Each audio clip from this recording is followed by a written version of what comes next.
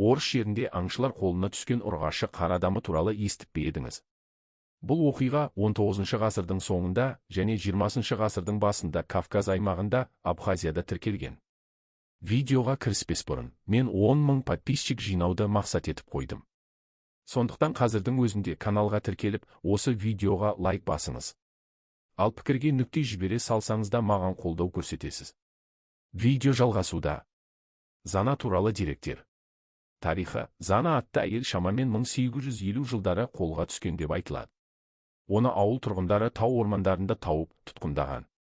Оның сырт келбеті әдеттегі адамға ұқсамаған, денесі қалың түкпен қапталған, бойы ұзын және бұлшық еттері күшті болған.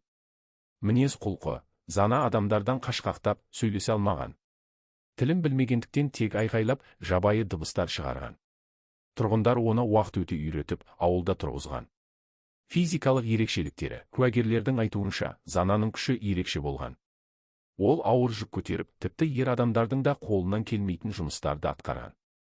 Ұрпақтары. Зана жергілікті ер адамдармен байланыста болып, бірнеше бала туғаны айтылады.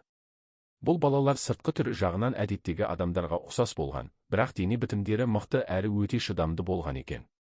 Генетикалық зерттеулер. 1990 жылдары ғалымдар Зананың ұрпақтарының сүйек қалдықтарын зерттеген. Олардың генетикалық материалдары қазіргі адамдардың дыңғысынан айтарлықтай ерекшеленбеген.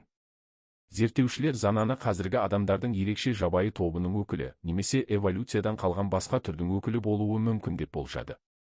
Қар адамы ма, әлде адамзаттың бір тармағы ма?